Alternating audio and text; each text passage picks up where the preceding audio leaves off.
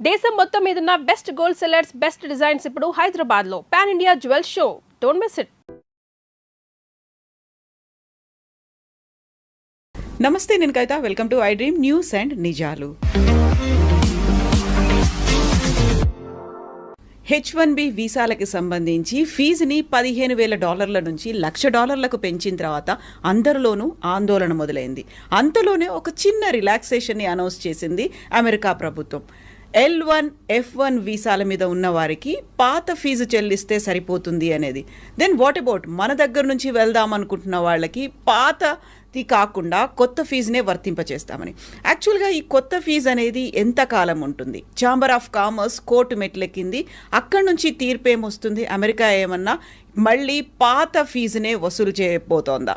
ఏం జరగబోతోంది? మనతో పాటుగా ఉన్నారు సీనియర్ జర్నలిస్ట్ సురేష్ కొచ్చతిల్ గారు. సార్ నమస్తే. H1B వీసా అనగానే చాలా ఒక డాలర్ డ్రీమ్స్ కనిపిస్తాయి, మన ఫ్యూచర్ అంతా మన ఎదురుగా కనిపిస్తుంది. సడన్గా అన్ని షార్టర్ అయిపోయాయి. $15,000 కాదు $1,00,000 చేసిన తర్వాత. బట్ ఈరోజు వచ్చినటువంటి చిన్న రిలాక్సేషన్ ఎవరికి ఇస్తున్నారు? క్లారిటీ అనేది కావాలి అంటే ఏం చెప్తారు సార్? ఫస్ట్ ఆఫ్ ఆల్ మనం H1B అనేది మనం అర్థం చేసుకోవాలి ఏంటనేది. H1B వీసా ఒక ఎంప్లాయ్మెంట్ వీసా లాగా చూసుకోవచ్చు మనం. అది ఎందుకు జార్జ్ బుష్ టైంలో తీసుకొచ్చారు, ప్రెసిడెంట్ బుష్ ఉన్నప్పుడు. బేసిక్లీ అమెరికాలో స్కిల్ సెట్స్ లేదు. అట్లాంటి స్కిల్ సెట్ లేనప్పుడు బయట నుంచి మనం తెచ్చుకోవాలని చెప్పి H1B వీసా పెట్టారు. సో ఆర్గ్యూ చేస్తున్నప్పుడు, పెటిషన్ ఇస్తున్నప్పుడు for applying for visa, we are arguing that this particular skill ఏదైనా ఉండొచ్చు. For example robotics, AI and రోబోటిక్స్లో ఈ స్కిల్లో యూఎస్లో ఎవరు లేరు, విచ్ ఇస్ అబద్ధం. ఉంటారు కానీ కంపెనీలు ఏమంటారు, that guy is not good enough. ఎందుకంటే అక్కడ కూడా మంచి కాలేజీలు ఉన్నాయి కదా, మన వాళ్ళు అక్కడే చదువుకుంటారు కదా, అక్కడ MITs ఉన్నాయి, అన్నీ ఉన్నాయి. మరి మీరు అంటారు అక్కడ స్కిల్ లేదంటారు. కానీ అప్పుడు ఉండే 1990 they had an issue. In fact the US science foundation అనుకుంటే ఎవరో వాళ్ళకి సర్వే కూడా చేశారు. 160,000 మంది మాకు తక్కువ ఉన్నారు స్టెమ్ ఫీల్డ్లో, science, technology, engineering and maths. బయట నుంచి తీసుకురావాలి. That is how the H1B started. దీంట్లో మనో తప్పు కూడా ఉంది. టెక్నికల్ ఏంటంటే వీఆర్ రీప్లేసింగ్ అన్ అమెరికన్ వర్కర్కి వచ్చి అదే జీతం మన ఎంప్లాయీకి ఇవ్వాలి. ఫర్ ఎగ్జాంపుల్ అమెరికన్ వర్కర్కి $120,000 ఒక సంవత్సరానికి ఇస్తూ కేవలం US mean is around $80,000 to $100,000 మీకు తెలిసింది యావరేజ్ వేజ్. 120,000 అని పెట్టుకుందాం. అంటే మీరు ఇక్కడి నుంచి మన దేశం నుంచి తీసుకెళ్ళే H1B వర్కర్ని you have to pay the same amount. కానీ చేయరు. 50,000 60,000తో పని నడిపించుకుంటారు. That is the idea behind it. వాళ్ళకు కాస్ట్ తగ్గించాలి, స్కిల్ ఉండాలి ద సేమ్ టైం. ఇది కంటిన్యూ అయినే పోతున్నాయి. Actually it meant for a limited time, కానీ ఇది నాన్ ఎండింగ్గా వెళ్ళిపోయింది అనమాట. ఒక టైంకి వచ్చినప్పుడు ఏమైందంటే, ఇప్పుడు ప్రెసిడెంట్ ట్రంప్ ఎలక్షన్ క్యాంపెయిన్లో కూడా మాట్లాడుతున్నప్పుడు ఇదే అన్నారు, మా అమెరికన్ ఎంప్లాయీస్కి, మా అమెరికన్ స్టూడెంట్స్కి వాళ్ళు చదువుకున్న తర్వాత వాళ్ళకి ఉద్యోగం రావట్లేదు, మా దగ్గర పనిచేసి ఎక్స్పీరియన్స్ ఉన్న వాళ్ళకు కూడా ఉద్యోగం రావట్లేదు. అంటే వాళ్ళకి ఎందుకు ఇట్లా ఉద్యోగం దొరకలేదు? దాని మెయిన్ రీజన్ ఇస్ బయట నుంచి ఎంప్లాయీస్ని తీసుకొస్తున్నారు, భారతదేశం నుంచి, చైనా నుంచి, మిగతా దేశాన్ని తీసుకొస్తున్నారు. మా వాళ్ళకేమో ఉద్యోగం లేదు. So it's a genuine cost, దాంట్లో డౌట్ ఏం లేదు. ఎందుకంటే మీరు ఒరిజినల్ H1B ఆ ఫిలాసఫీ మీద చూస్తే మనం తప్పులు చాలా, మనం అని కాదు తీసుకెళ్తున్న కంపెనీలు కూడా. దీనికన్నా ముందు కూడా కవిత గారు నేను చెప్పాను, టాప్ 10 2025లో H1B, ఎందుకంటే ఇప్పుడు H1B లేదు, నెక్స్ట్ స్ప్రింగ్లో వస్తుంది, 2026లోనే ఉంది నెక్స్ట్ స్లాట్. ఈ 2025లో అప్లై చేసి వీసా వచ్చిన వాళ్ళకి చూస్తే టాప్ 10 కంపెనీస్లో ఒకటే ఇండియన్ కంపెనీ ఉంది, TCS అట్ నెంబర్ 3. మిగతా కంపెనీలు 8 కంపెనీలు సాఫ్ట్వేర్ కంపెనీ, అంటే 7 కంపెనీలు software including TCS. Last 2 companies are retail companies, Target and Walmart. వాళ్ళైతే IT ఇంజనీర్లు తీసుకురారు కదా, వాళ్ళకి కావాల్సింది ఏమిటంటే మేనేజర్స్ లాంటి వాళ్ళు కావాలి వాళ్ళకి. ఇది కాకుండా ఈ H1B అనేది ఇంకొక కేటగిరీ కూడా అప్లై అవుతుంది. ఇంకొకటి కాదు, చాలా కేటగిరీస్కి. Doctors, nurses, priest, Indian Catholic priest అంటే మన చర్చ్ కన్నా ప్రీస్ట్, అండ్ నన్స్. ఈ 4 కేటగిరీలు తక్కువ ఉన్నారు USలో. సో వాళ్ళు ఏం చేశారంటే ఇక్కడి నుంచి తీసుకెళ్లారన్నమాట, మన దేశం తీసుకెళ్ళినప్పుడు I think around 2,000 somewhere there is a problem. జల్దీ ఖతం అయిపోతుండే H1B, ఇంతమంది తీసుకెళ్తున్నప్పుడు కోటా అయిపోతుండే. దాన్ని ప్రివెంట్ చేయడానికి ఏం చేశారంటే అక్కడున్న హాస్పిటల్ సెక్టర్, మళ్ళీ క్యాథలిక్ సెక్టర్ వాళ్ళు, అంటే అమెరికాలో మోస్ట్లీ క్యాథలిక్స్ కన్నా ఎక్కువ వాళ్ళు బ్యాప్టిస్ట్ ఉంటారు అక్కడ. సో ఎనీవే సేమ్ డినామినేషన్ అనుకోండి వాళ్ళది. వాళ్ళు లాబీ చేసి ఈ H1B నుంచి తీసేశారు ఈ కేటగిరీని. This is a non quota category. ఎంతమందినని మీరు తెచ్చుకోవచ్చు డాక్టర్లని, ఇండియా నుంచో ఎక్కడి నుంచైనా, no limit. Versus H1B has a limit per year. ఇది కంటిన్యూ అయిపోతున్నప్పుడు ఒక స్టార్ట్కి వచ్చినప్పుడు ఇన్ఫ్యాక్ట్ డ్యూరింగ్ ద క్యాంపెయిన్ మీకు గుర్తుంటుంది ఏదో clash between Trump and Elon Musk. Elon Musk ఏం చెప్పారంటే H1B నుంచి వచ్చిన వాళ్ళే మన దేశాన్ని ఇట్లా తయారు చేశారు, మీరు వాడిని ఆపేస్తే మన దేశంలో ఇన్నోవేషన్ ఆగిపోతుంది. Good point. ఇప్పుడు అదే జరగబోతుంది. ఇప్పుడు ఏమవుతుందంటే ఇప్పుడు ఏం చెప్తున్నారు ట్రంప్, కాదు $1,00,000 పెట్టాలి మీకు కావాలంటే, అంటే అంత ఎక్సెప్షనలీ స్కిల్డ్ మనిషి ఉండాలి వాళ్ళు. కానీ కోవిడ్ మనకు చాలా లెసన్స్ నేర్పించింది మనకి. And one of the biggest lessons was మీరు ఎక్కడి నుంచైనా పని చేసుకోవచ్చు. మీరు ఎక్కడి నుంచి ఇప్పుడు హైదరాబాద్లో చూస్తే కూడా మీరు హైటెక్ సిటీ వైపు సాయంత్రం పోతారు, లైట్లు ఉన్న అన్ని, ఆ గ్లాస్ ఫెసాడ్ ఉన్న అన్ని టాల్ బిల్డింగ్స్ చూస్తున్నప్పుడు, స్కై స్క్రేపర్స్ చూస్తున్నప్పుడు మీకు డౌట్ వస్తుంది అది అమెరికానా ఇండియానా అని చెప్పేసి. ఎందుకంటే we're working as per their timings. వాళ్ళ కోసం పనిచేస్తున్నాం. అది వెల్స్ ఫార్గో ఉండొచ్చు, డెలాయిట్ లాంటి కంపెనీ ఉండొచ్చు, చాలా కంపెనీలు ఉన్నాయి. Microsoft is there, Oracle. వీళ్ళందరూ నాట్ ఓన్లీ అమెరికా, మిగతా జాగ్రఫిక్స్ కూడా వర్క్ చేస్తున్నారు. యూరోప్ ఉండొచ్చు, అది కాకుండా ఆస్ట్రేలియా ఉండొచ్చు, మిడిల్ ఈస్ట్ ఉండొచ్చు, వాళ్ళ కోసం కూడా పనిచేస్తున్నారు ఇక్కడ కూర్చొని. సో లాజిక్ నౌ ఇస్ ఎందుకు అక్కడికి వెళ్ళాలి. ఇప్పుడు నేను చాలామంది మాట్లాడాను, స్పెషల్లీ టెక్నికల్ రిక్రూటర్స్ దగ్గర మాట్లాడాను, మీరేం చేయబోతున్నారు. ఓకే, వాళ్ళు ఏమంటున్నారు, మాకు ఇస్తున్న ఇన్స్ట్రక్షన్స్ ఏంటంటే we will pay them the same salary. అక్కడికి వస్తే ఎంత అదే శాలరీ మేము ఇండియాలో ఇస్తాం, ఎందుకంటే వీళ్ళు exceptionally skilled people, but we will not pay the $100,000. వాళ్ళకి బిజినెస్ వీసా ఇప్పించేస్తాం మేము.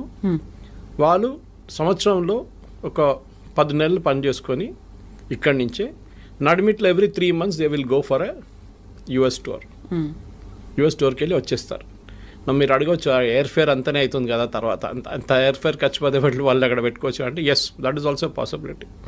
కానీ ఇక్కడి నుంచి కూడా చేసుకోవచ్చు, రిమోట్ యూ కెన్ వర్క్. ముందు మన దగ్గర నాకు గుర్తుంది ఇప్పుడు కూడా Y2K బూమ్ టైంలో off site and on site అని చెప్పి ఒక కాన్సెప్ట్ ఉండే. ఇప్పుడు చాలామంది ఆన్ సైట్ పని చేయడానికి వాళ్ళకి ఇష్టపడుతుంది, ఎందుకంటే డాలర్ టర్మ్స్లో మీరు చెప్పినట్టు డాలర్ డ్రీమ్స్ ఉండే అప్పుడు. కానీ ఇప్పుడు అది లేదు. You can work from anywhere and salary కూడా ఇఫ్ యూఆర్ ఎక్సెప్షనలీ టాలెంటెడ్ మీకు అదే శాలరీ ఇండియాలో వస్తుంది. కానీ taxation is an issue, health care is an issue. చాలామంది దుబాయ్కి ఎందుకు రీలొకేట్ చేస్తున్నాయి. ఇప్పుడు నేను మొన్న ఒక రిపోర్ట్ చదివాను, యూరోప్ నుంచి అండ్ US నుంచి మ్యాక్సిమం ఎక్స్పాట్రియేట్స్ వాళ్ళది Americans are moving to Dubai to work. అదే కంపెనీలు మైక్రోసాఫ్ట్ పెద్ద క్యాంపస్ ఉంది Dubai. So they are setting up. Sharjah కూడా is a big educational place. ఆ Emirates 7 countries they are really aggressive. Sharjah ఉండండి, Abu Dhabi ఉండండి, Dubai ఉండండి, ఇట్లాంటి వాళ్ళు ఏం చేస్తున్నారంటే బయట నుంచి అందరు కంపెనీస్ తీసుకొచ్చి ఇక్కడ పెట్టేసుకుంటున్నారు. వాళ్ళు అట్రాక్షన్ ఏంటంటే మెయిన్గా మీరు ఇక్కడికి రండి, మీకు 0 ఇన్కమ్ ట్యాక్స్. ఓకే, ఎవరైనా everybody will say yes to it. 0 income tax అంటే మళ్ళీ దట్స్ అ బిగ్ సేవింగ్. అమెరికాలో ఉన్నప్పుడు మీరు ఆల్మోస్ట్ 50% దాకా ట్యాక్స్ కడతారు. Of course you health care is taken care of. Bharatadesam నుండి మీరు 30%, 32% దాకా ట్యాక్స్ కట్టాల్సి వస్తుంది. But health care is a big issue. కొన్ని కంపెనీస్ ప్రొవైడ్ చేస్తున్నాయి. ఇదన్నీ చూసినప్పుడు క్వాలిటీ ఆఫ్ ఎడ్యుకేషన్ అన్ని ఇప్పుడు గల్ఫ్లో కూడా ఇండియన్ స్కూల్స్ చాలా ఉన్నాయి. The shifting is happening from Europe and US to Gulf. This is president Trump should be worried about this. ఆయనకి ఇక్కడ కొంచెం వరీ ఉండాలి, ఎందుకంటే టాలెంట్ అమెరికా నుంచి వెళ్తుంది, టాలెంట్ ఇండియా నుంచి వెళ్ళడం కాదు. అమెరికా నుంచి, అమెరికాలో ఉన్న టాలెంట్, టాప్ నాచ్ టాలెంట్ అదే కంపెనీ కోసం గల్ఫ్లో వెళ్ళి పనిచేస్తున్నారు. ఇండియాని ఆర్మ్ ట్విస్ట్ చేస్తున్నట్ల ట్రంప్ని వాళ్ళని ఆర్మ్ ట్విస్ట్ చేయలేరు.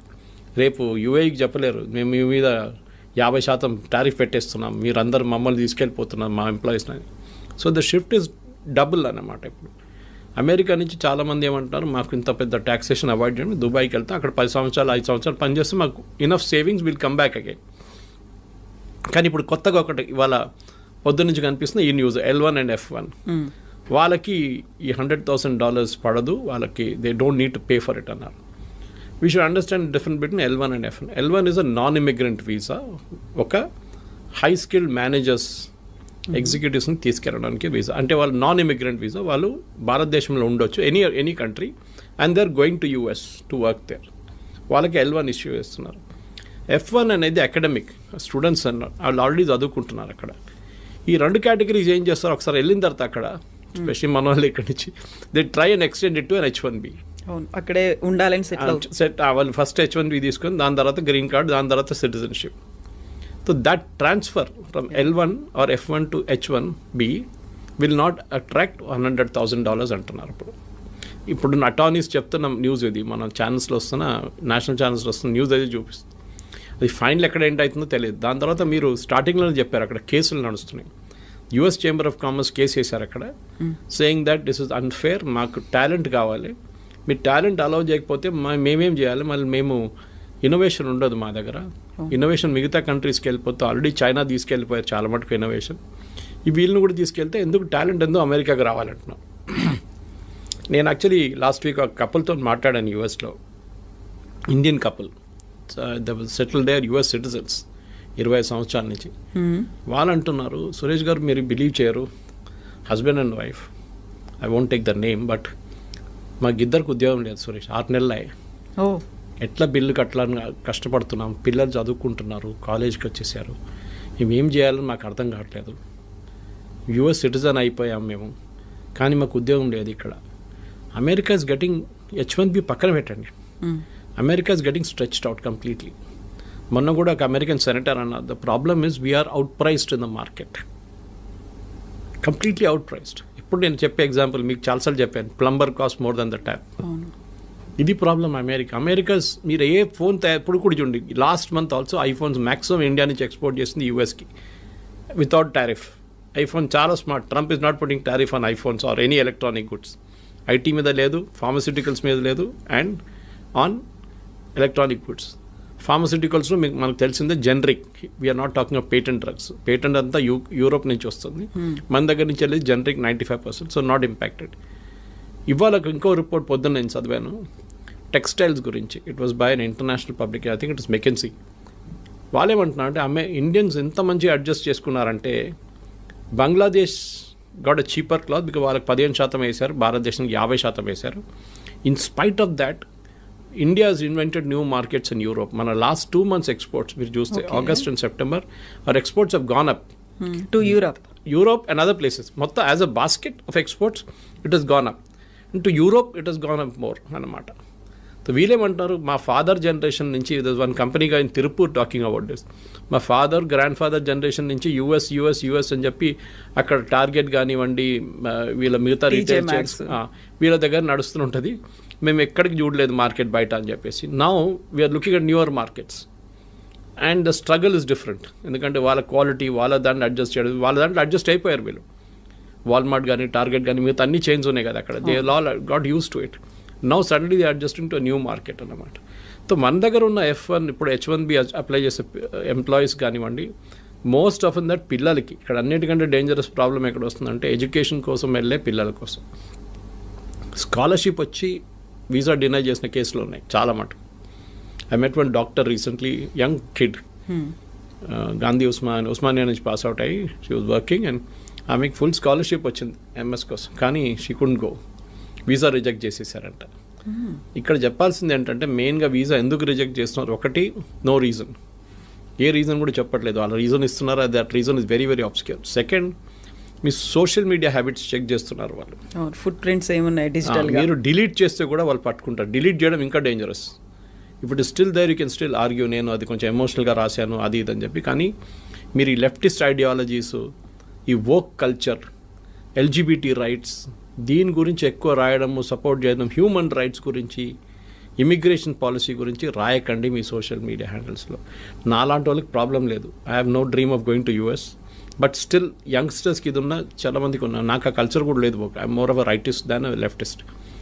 కానీ వాళ్ళు చాలా చాలా కేర్ఫుల్ ఉండాలి. ఇక్కడ ఉన్నప్పుడు పిచ్చోన్లాగా వెళ్ళి ఏదో స్పీచ్లు ఇవ్వడము, లేకుంటే రాయడము, దాంట్లో ఫోటోలు పెట్టడము, ప్రొటెస్ట్ చేయడం, it will impact your, unless you're not planning to go to US, it will definitely impact. So 3 లెవెల్లో చూడాలి కవిత గారు మీరు అడిగిన ప్రశ్నకి. ఒకటి L1 F1 మనం మాట్లాడుకున్నాం. Second, H1B itself, what will be the next step, legal and otherwise. Conversion from L1 F1 to H1B, అది కూడా మనం చూసాం. 4వది ఏంటంటే డెఫినెట్గా what are the options for people who are not getting an H1B, which is basically staying back in India. 5వది ఇంకో ఇది కూడా చెప్తున్నారు, మెక్సికోలో, కెనడాలో వీళ్ళు కూర్చోబెడదాం, అక్కడ ఒక యూనిట్ స్టార్ట్ చేద్దాం. ఫర్ ఎగ్జాంపుల్ IT కంపెనీ వాళ్ళు మెక్సికోలో స్టార్ట్ చేస్తారు, it can be a Wipro or TCS or Infosys.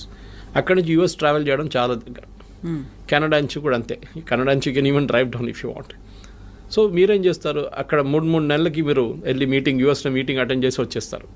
You can be working from Mexico without attracting $100,000. So benefit అందరికి ఉంది ఎక్సెప్ట్ ఫర్ యూఎస్కి పెద్ద లాస్ కాబోతుంది ఇప్పుడు కాదు, షార్ట్ టర్మ్ లాంగ్ టర్మ్లో వాళ్ళ ఎంప్లాయీస్కి ఉద్యోగం వస్తుంది, అది రాదు. ఎందుకంటే కంపెనీస్ అన్నీ ఏం చూస్తున్నారు కవిత గారు అంటే హౌ టు ప్రాఫిట్. మాకు ఎక్కువ లాభాలు కావాలి, ఎందుకంటే మా షేర్ హోల్డర్స్కి మేము ట్రంప్ చెప్పిన మాట వింటే మేము మొత్తం మునిగిపోతాం. We have to create our own kind of level of playing field అన్నమాట. దానికి ఎంత తక్కువ జీతం అని చెప్పకూడదు, ఎంత తక్కువ వాల్యూలో మనం ఎంప్లాయీస్ని తీసుకొస్తామో మా ప్రాఫిట్ అంత ఎక్కువ అవుతుంది. కానీ మ్యాన్ పవర్ కాస్ట్ చాలా contributes huge amount of money to the final bottom line. మీ టాప్ లైన్ గ్రో కావచ్చు, కానీ బాటమ్ లైన్లోనే అల్టిమేట్లీ ప్రాఫిట్ వస్తుందా లేదా అని చూడాలన్నమాట. సో అక్కడ if an employee can be bought at a lesser cost, ఆయన ఇక్కడే పెట్టేసుకుని అమ్మాయిని అబ్బాయిని ఇక్కడే పెట్టేసుకుని పని చేయించుకుంటే we can save more money for the company. దానికోసం మనం మైక్రోసాఫ్ట్ మొన్న ఒక 2 నెలల ముందు ఫీనిక్స్ దాంట్లో near next to their campus they about 2 lakh square feet on lease. ఎన్నో సంవత్సరాలు తీసుకున్నారు వాళ్ళు. 2 లక్షల స్క్వేర్ ఫీట్ అంటే చిన్నది కాదు. అంటే they have plans of expansion. అది కాకుండా గూగుల్ చూసాం మనం విశాఖపట్నంలో డేటా సెంటర్ సెటప్ చేశారు. Of course data center doesn't generate huge amount of jobs, but still it's a big significant announcement. అట్లనే మనం చూస్తున్నాం చాలా మటుకు అమెరికా నుంచి భారతదేశంలో ఇప్పుడు చిప్స్ కూడా చూడండి, చిప్స్ తయారు చేస్తున్న కంపెనీలు కూడా except for Nvidia maybe others are all in India. చాలామంది మన second company started producing chips and started exporting from day for yesterday. ఇట్లాంటి చాలా నడుస్తున్నాయి. సో భారతదేశానికి ఆపర్చునిటీస్ ఉన్నాయి, ముందట్లా కాదు. And we need not be in US అని కోవిడ్ నేర్పించింది మనని. Work from anywhere, work from home or work from anywhere. ఆ కాన్సెప్ట్తోని ఇక్కడున్న స్టూడెంట్స్ కానీ ఇక్కడున్న ఎంప్లాయీస్ కానీ పాజిటివ్గా తీసుకొని ఉంటే బాగుంటుంది. తర్వాత సిచ్యువేషన్ మారచ్చు, court can give a decision. But Trump has an executive power. ఒక ప్రెసిడెంట్కి, యూఎస్ ప్రెసిడెంట్కి ఒక ఎగ్జిక్యూటివ్ పవర్ ఉంది. ఏ కోర్ట్ ఇచ్చినా కానీ, ఏ నిర్ణయం వచ్చినా కానీ యూఎస్ ప్రెసిడెంట్కి at the port where you enter US ఒక ఫీజు వేయడానికి అమెరికన్ ప్రెసిడెంట్కి అథారిటీ ఉంది. ఇదంతా పోతే కూడా ఆయన కొత్త ఫీజు వేస్తాడు. ఇప్పుడు ఈ 100,000 is the fees for entering US అని చెప్తారు. దాన్ని కోర్ట్ డినై చేయలేరు, ఎందుకంటే ఇప్పుడు ఇచ్చిన ఆర్డర్ని should have been passed by the American Congress. అదొక ఆర్గ్యూ చేయొచ్చు. బాటమ్ లైన్ ఏంటంటే we should now look for new markets. Europe చూడండి, యూరోప్లో ఎడ్యుకేషన్ బాగుంటుంది, ఎంప్లాయ్మెంట్ కూడా బాగుంది, and they are more study అక్కడున్న పొలిటీషియన్స్. ట్రంప్ లాగా ఒకరోజు పిల్లి నల్లది, నెక్స్ట్ డే పిల్లి తెల్లదని చెప్పే కాదు పరిస్థితి. It doesn't change that way అన్నమాట. ఓవరాల్ నేనైతే పాజిటివ్గా ఉన్నాను. నెక్స్ట్ 3-4 monthsలో క్లారిటీ కూడా వచ్చేస్తుంది. ట్రంప్ కూడా చాలా మటుకు దిగి వస్తున్నారు. ఈ signing agreements with Australia, with Russia, ఇప్పుడు యుక్రెయిన్ చూడండి, అది కూడా మారిపోయింది, కథ అంతా మారిపోయింది అక్కడ. So overall Trump is also feeling the heat అనమాట. ఎందుకంటే ఆ ఎంప్లాయ్మెంట్ రావట్లేదు. లాస్ట్ 3 నెలల్లో American unemployment has risen to record levels. అది చాలా పెద్ద వరి ఆయనకి. అమెరికాలో ఎలక్షన్ మన దగ్గర ఉల్లిపాయల రేట్తోనే గవర్నమెంట్ పడిపోతుంది అంటారు చూడండి, అక్కడ అన్ఎంప్లాయ్మెంట్ రేట్తో గవర్నమెంట్ పడిపోతుంది. అక్కడ ఇన్ఫ్లేషన్ పెద్ద ఇష్యూ కాదు అక్కడ, especially food inflation anyways high in America. కానీ ఎంప్లాయ్మెంట్ రాకపోతే then American politicians are in big trouble. దానికోసం ఇంత పెద్ద రిస్క్ తీసుకున్నారు ట్రంప్, కానీ అది కూడా ఇప్పుడు పనిచేయట్లేదు. ఇప్పుడు అందరూ ఇండస్ట్రియలిస్టులు, ఆంటర్ప్రెన్యూర్స్ ఉండేటువంటి అమెరికన్ ఛాంబర్ ఆఫ్ కామర్స్ ఎందుకని కోర్టు దాకా వెళ్ళింది? H-1B వీసాల గురించే. అంటే వాళ్ళకి వైపు that is not our commerce, వాళ్ళ కామర్స్ వాళ్ళు వెళ్ళారు. వాళ్ళ అంటే ద మెయిన్ థింగ్ ఇస్ వాళ్ళు ఏమంటున్నారంటే మాకు టాలెంట్ కావాలి. అమెరికాలో ఇంత మటుకు ప్రోడక్ట్స్ సర్వీస్ తయారు చేసిందంటే బికాజ్ లాట్ కంట్రిబ్యూషన్ ఇండియన్స్ ఉంది, చైనీస్ కూడా ఉంది, ఇండియన్. కానీ చైనీస్ ఒకటి ఉంది, వాళ్ళు నేర్చుకొని వాళ్ళు రిటర్న్ వెళ్ళిపోతారు వాళ్ళ కంట్రీకి. క్వైట్ ఆఫెన్ స్పైయింగ్ చేస్తారని చెప్తారు Americans, which might be possible. Chinese copy కొట్టడంలో ఎక్స్పర్ట్స్. వాళ్ళకి ఒక ప్రోడక్ట్ ఇచ్చి మీరు ఈ ఫోన్ ఉంది ఇట్లా తయారు చేయండి అంటే వాడు తయారు చేసిస్తాడు మీకు. మళ్ళీ they are experts in that business. అట్లనే ఎనీ ఫైటర్ ఎయిర్క్రాఫ్ట్ కానివ్వండి, మీరు చిప్ ఇచ్చేస్తే వాళ్ళు చేసుకుంటారు. ఇప్పుడు చూడండి నివిడియా చిప్స్ అక్కడ ఎక్స్పోర్ట్ చేయనట్లేదు. Yesterday Nvidia chairman gave a statement saying that మాకు చైనీస్ సేల్స్ పడిపోయి 0కి వచ్చేసింది. It will impact our bottom line, మా ప్రాఫిట్స్ ఇంపాక్ట్ అవుతుంది డెఫినెట్గా. మాకు సేల్స్ లేదు చైనాలో, ఎందుకంటే బ్యాన్ చేసి పడేశారు ట్రంప్. అక్కడికి అమ్మితే వాళ్ళు తయారు చేసుకుంటారు పెద్ద పెద్ద ప్రోడక్ట్లు, మీరు అమ్మకూడదని చెప్పి బ్యాన్ పెట్టారు. ఇది అంతా బ్యాక్ఫైర్ అవుతుంది. మన దగ్గర ప్రాబ్లం ఏంటంటే ఇండియాలో మనం ప్రోడక్ట్స్ తయారు చేయట్లేదు, మనం సర్వీసెస్లో ఎక్స్పర్ట్. ఐటీలో మనం ఇవాళ దాకా బహుశా ఒక జోహో పక్కన పెడితే, లేకుంటే ఒక టాలీని పక్కన పెడితే, ఫినకల్ ఆఫ్ ఇన్ఫోసిస్ పక్కన పెడితే, మిగతా మనం we haven't made any hardware products. ఒక బడ్స్ కానివ్వండి, మిగతా ఏదైనా కానివ్వండి, ఐప్యాడ్ లాంటి products we are not done it. మన వైపు నుంచి అదే ఎంకరేజ్ చేయాలి. That is other day also Ashwini Vaishnaw garu మాట్లాడుతూ పోయిన వారమే చెప్పే ఈ మాట. We should have more youngsters developing products, not services. మనకు కావాల్సింది అది. ఇప్పుడు మనం ఎంత మటుకు డ్రోన్ తయారు చేస్తున్నామో అది చేస్తున్నాం యంగ్స్టర్స్, అదే కేటగిరీ మ్యానుఫ్యాక్చరింగ్లో రావాల్సి వస్తుంది. కానీ మన ప్రాబ్లం ఏంటంటే మన ఒక లాస్ట్ 20-30 ఇయర్స్లో, especially between 1960s and 1990s 30-year పీరియడ్లో మనం మ్యానుఫ్యాక్చరింగ్ చైనా చాలా ముందుకు వెళ్ళిపోయింది. మనం ఎక్కడికో ఉండిపోయి even till 1990 China was almost equal to అక్కడ. మనం ఓపెన్ అప్ చేయలేదు మన ఎకానమీని. మ్యానుఫ్యాక్చరింగ్ అనేది ఒక మనం పబ్లిక్ సెక్టర్కి ఇచ్చేసాం. They failed miserably. మనం చూస్తున్నాం కదా, HAL డెలివరీ, తేజస్ కానివ్వండి, మిగతా అన్ని బ్యాక్ డేటెడ్ అయిపోయినాయి. చాలా ఇయర్స్గా పెండింగ్ పడి ఉన్నాయి ప్రాజెక్ట్స్ అంతా. ఈవెన్ ఎయిర్ చీఫ్ మాస్టర్ చెప్పారు ఆ రోజు that we're not getting our aircraft in time from HAL, why should you give them contract అని. ఈ ప్రాబ్లం ఇప్పుడు చూస్తున్న కొత్త డిఫెన్స్ సెక్టర్ కూడా మ్యానుఫ్యాక్చరింగ్ తిరిగి వస్తుంది భారత్. చాలా మటుకు టాటాస్ కానివ్వండి, కళ్యాణి గ్రూప్ కానివ్వండి, మిగతా మహీంద్రాస్ కానివ్వండి, వీళ్ళందరూ ఇప్పుడు డిఫెన్స్ సెక్టర్లో దిగారు. It's a big employment potential భారతదేశానికి. బహుశా అక్కడి నుంచి కొన్ని ప్రోడక్ట్స్ రావచ్చు బయట. మన దగ్గర తయారు చేసిన ఆకాశ్ మిసైల్స్ కానివ్వండి, మిగతా డ్రోన్స్ మన దగ్గర యంగ్స్టర్స్ తయారు చేస్తున్నారు. అట్లాంటి ప్రోడక్ట్స్ వస్తుంది బయట. కానీ మన దగ్గర IT ప్రోడక్ట్స్ ఇప్పుడు దాకా రాలేదు. That's a big regret. ఫార్మాలో వీఆర్ ఛాంపియన్స్. కాపీ కొట్టడంలో మన నెంబర్ 1. ఫార్మాలో ఏం చెప్పినా కానీ అమెరికాలో ఉన్న ఆఫ్ పేటెంట్ డ్రగ్ బొంగనే మన దగ్గర ఇక్కడ తయారైపోతుందని ప్రాసెస్ మార్చేసి చేస్తారు. But IT is a big ఎందుకంటే మీకు ఇంకా ముందుకెళ్తూ ఈ డిఫరెన్షియేటర్ పోతుంది మొత్తం. You can tomorrow Europe can see or even Dubai. నేను ఇప్పుడు ఇంకా ముందు చెప్పింది చూడండి, దుబాయ్ పిలిపించుకుంటారు వీళ్ళందరినీ, మా దగ్గర ఉండండి అని చెప్పేసి. సో అది at the end of the day today's youngsters at least before 35-40 వాళ్ళకి ఒక ఏముంది లైఫ్లో, ఇంత సంపాదించాలి, ఇంత డబ్బులు అన్నీ. మా ఫాదర్ మదర్ మా జనరేషన్ లాగా కాదు కదా వాళ్ళంతా, మన జనరేషన్ లాగా కాదు వాళ్ళు. They are very fixed notions on this. వాళ్ళకి వాళ్ళ లైఫ్ స్టైల్ కానివ్వండి, వాళ్ళ ఎర్నింగ్ కెపాసిటీ. సో US డ్రీమ్ని నెగిటివ్గా చూడకుండా you look at it very positively that there is light at the end of the rainbow అంటారు చూడండి. చాలా మటుకు ఆపర్చునిటీస్ ఉంది. దానికి USకి వెళ్ళక్కర్లేదు. సార్ మీ క్వాలిటీ ఆఫ్ లైఫ్ ఇంప్రూవ్ చేయాలి, నేను ఇంకా బాగా మంచి అట్మాస్ఫియర్, ఇక్కడున్న ట్రాఫిక్ జామ్ కానీ ఇక్కడున్న పొల్యూషన్ నాకు నచ్చదు, నాకు కొంచెం క్వాలిటీ లైఫ్ కావాలంటే yes you can go to Europe definitely. కానీ settling down I'm not really sure. కానీ ఎందుకంటే ఇప్పుడు UK కూడా అంటున్నారు మేము వీసా నాన్ స్ట్రిక్ట్ చేస్తున్నాం అది అని చెప్పి. జర్మనీ కూడా they pretty strict about it. మీరు వెళ్ళి ఉండొచ్చు. కానీ ఒక అమెరికన్ డ్రీమ్ అయిపోయిందంటే ముందు మా దగ్గర కేరళలో దుబాయ్కి వెళ్తుండే చాలామంది. I'm talking of 70s and 80s first construction boom టైంలో చాలా తక్కువ జీతంకి వెళ్తుండే. కానీ ఆడొచ్చి చేసే డ్రామా చూస్తే ఏదో అక్కడ మొత్తం రోడ్ మీద అంతా బంగారం పడి ఉంది, బకెట్లు తీసుకెళ్ళి మనం తీసుకురావచ్చు, ఆ లెవెల్కి తీసుకొచ్చారనమాట థాట్ ప్రాసెస్ని. సో ఇక్కడున్న యంగ్స్టర్స్ కూడా అదే ఆలోచించారు, అరే దుబాయ్ ఇంత మంచి ప్లేస్, మనం అక్కడికి వెళ్ళిపోతే ఎంత బాగుంటుంది, ఏజెంట్కి డబ్బులు ఇచ్చి వీసా ఇచ్చి చేయించుకుంటారు, లాస్ట్ అక్కడ వెళ్ళినప్పుడు నరకంగా అనిపిస్తుంది వాళ్ళకి. Now situation has change. ఇప్పుడు కన్స్ట్రక్షన్ బూమ్ అయిపోయింది. Now Dubais and even Saudi Arabia వీళ్ళందరూ దే రియలైజ్డ్ ఆయిల్ అంటే దుబాయ్లో ఆయిల్ లేదనుకోండి, కానీ అదర్ పార్ట్ ఆఫ్ ఇట్ మిగతా ఎమిరేట్స్లో ఉన్నాయి కదా, వీఆర్ ఆల్ వాళ్ళకు యూరోప్గా తయారవుతున్నారు. మొహమ్మద్ బిన్ సల్మాన్ చెప్పారు కదా, I take Saudi Arabia to become Europe by 2030 అని. సో అమెరికన్ డ్రీమ్ కూడా పోతుంది. అమెరికా నుంచి చాలా మటుకు షిఫ్ట్ అవుతున్నాయి. And you can see this consistently. New York Times subscribe చేశాను నేను, I read it every day. ఎన్ని బిజినెస్ షిఫ్ట్ అయిపోతున్నారంటే అమెరికా నుంచి చైనా మ్యానుఫ్యాక్చరింగ్ మొత్తం తీసుకెళ్ళిపోయింది. దాని తర్వాత కూడా వీళ్ళు కార్లు అక్కడి నుంచి మళ్ళీ ఇప్పుడు అమెరికాకి ఇంపోర్ట్ చేసి అమెరికాకి ఎక్స్పోర్ట్ చేసి BYD లాంటి కంపెనీ కార్లు అమ్ముకుంటున్నారు. They are selling cars in Europe. ఎందుకంటే వాళ్ళకి ఇన్పుట్ సబ్సిడీ చాలా హెవీ ఉంది. చైనా ల్యాండ్ ఫ్రీ ఇస్తారు, మీకు పవర్ చాలా తక్కువ రేట్లో ఉంటుంది. చాలా చైనీస్ గవర్నమెంట్ చాలా ఎంకరేజ్ చేస్తారు ఇండస్ట్రీని. అండ్ వాళ్ళకు కూడా ఒక లాంగ్ టర్మ్ గేమ్ ప్లాన్ ఉంది. మన దగ్గర అది లేకుంటే, కానీ I think time has now come. H1B కానివ్వండి, L1, F1 గురించి మాట్లాడితే అది కాకుండా ప్రొఫెషనల్స్ కూడా మన దగ్గర చాలామంది ఉన్నారు. మెడికల్ ప్రొఫెషనల్, డాక్టర్స్ కానీ నర్సెస్ కానీ. కేరళ నుంచి nurses are heavy demand in US, యూరోప్లో కూడా అంతే. So they are all travelling there. నేను చెప్పాను చూడండి, ప్రీస్ట్ అక్కడ చర్చ్లో ప్రీస్ట్ లేరు, ఇక్కడి నుంచి తీసుకెళ్తున్నారు మన దగ్గర నుంచి, నన్స్ని తీసుకెళ్తున్నారు ఇక్కడి నుంచి. గుడ్ థింగ్, ఎక్స్పోర్ట్ చేయండి, మన మ్యాన్ పవర్ని ఎక్స్పోర్ట్ చేయాల్సింది. కానీ ఐటీ అని చెప్పి ఒక పిచ్చి పట్టేసి మనకు లాస్ట్ 10-15 ఇయర్స్లో వన్ వే నేను చూస్తే అది గుడ్, ఒక టెంపర్ డౌన్ అవుతుంది. మిగతా రాష్ట్రాలకు ఉన్న ఆప్షన్స్ వాళ్ళు చూసుకుంటారు ఇప్పుడు. Yes sir, thank you so much sir. Thank you. నిజంగా ప్రస్తుతం ఉన్నటువంటి సమాజం దేనికి ప్రయారిటీ ఇస్తుంది? ఆర్థిక సంబంధాల చుట్టూ మాత్రమే తిరుగుతుంది. మళ్ళీ ఎన్నికలంగానే చాలా విరక్తి కలుగుతున్నాం. మంచి అనిపిస్తుంది కదా, లేడీస్ కూడా ఛాలెంజింగ్ జాబ్స్ చేసినప్పుడు చాలా బాగుంటది. ట్రాఫిక్ అసిస్టెంట్స్ గా నియమించిన ట్రాన్స్జెండర్స్ అందరితో సాల్యూట్ చేయించుకుంటున్నారు. ఫుడ్ డెలివరీ ఇవ్వటానికి వెళ్ళినటువంటి డెలివరీ బాయ్ అనిల్ పై కళ్ళ ముందు